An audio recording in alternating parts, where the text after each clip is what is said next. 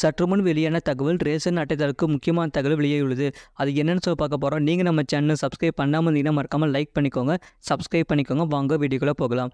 Ration card மற்றும் Aadhaar card இந்தியாவில் மிக முக்கியமான ஆவணங்களாக இருக்கின்றன.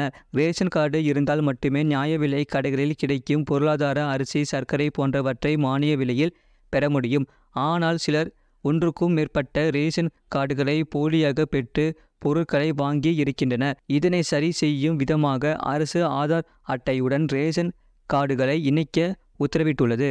ஆன்லைனில் ரேஷன் கார்டை ஆதாருடன் இணைப்பது எப்படி என்பதை பார்ப்போம். ஆதார் கார்டையும் ரேஷன் கார்டையும் இணைக்க வேண்டும் என்று பல மாநிலங்களிலும் எச்சரிக்கின்றன. ரேஷன் அட்டையை ஆதார் அட்டையுடன் இணைப்பதன் மூலம் பல ரேஷன் கார்டுகளை மோசடியாக பெறும் நபர்களை கண்டுபிடிக்க முடியும் என்பதற்காக தான் இத்தகைய நடவடிக்கை அரசு ஏற்படுத்தியுள்ளது.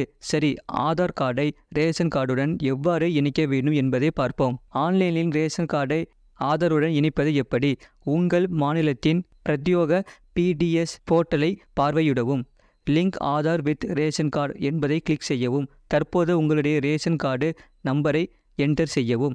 அதன் பின் உங்களுடைய ஆதார் நம்பரை என்டர் செய்யவும்.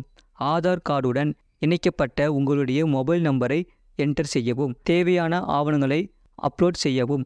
கண்டினியூ என்பதை கிளிக் செய்யவும். அதன் பிறகு உங்கள் மொபைல் நம்பருக்கு ஒரு OTP அனுப்பப்படும். OTPயை என்டர் செய்து உங்கள் ரேஷன் கார்டுடன் ஆதாரை இணைக்க சப்மிட் என்பதை கிளிக் செய்யவும். மேலே கொடுக்கப்பட்டுள்ள ஸ்டெப்ஸ்களை முடித்த பிறகு உங்களுக்கு ஒரு SMS அனுப்பப்படும். ஆஃப்லைனில் ரேஷன் கார்டுடன் ஆதாரை இணைப்பது எப்படி? உங்களுக்கு ஒன்று ஒதுக்கப்பட்ட உள்ளூர் ரேஷன் கடைக்கு செல்லவும். அனைத்து குடும்ப உறுப்பினர்களின் ஆதார் கார்டு ஜெராக்ஸ் மற்றும் உங்கள் ரேஷன் கார்டின் ஜெராக்ஸ் ஆகியவற்றை எடுத்து செல்லவும். உங்கள் ஆதார் கார்டை வங்கி கணக்குடன் இணைக்கவில்லை என்றால் வங்கி அறிக்கையின் ஜெராக்ஸ் தேவைப்படாது. குடும்ப தலைவரின் பாஸ்போர்ட் சைஸ் போட்டோவை எடுத்து செல்லவும். தேவையான அனைத்து ஆவணங்களையும் ரேஷன் கடையில் சமர்ப்பிக்கவும். அனைத்து ஆவணங்களிலும் சமர்ப்பித்த பிறகு அதிகாரிகள் அவற்றை சரிபார்த்துவிட்டு உங்கள் ரேஷன் கார்டு மற்றும் ஆதார் கார்டை இணைப்பார்கள்.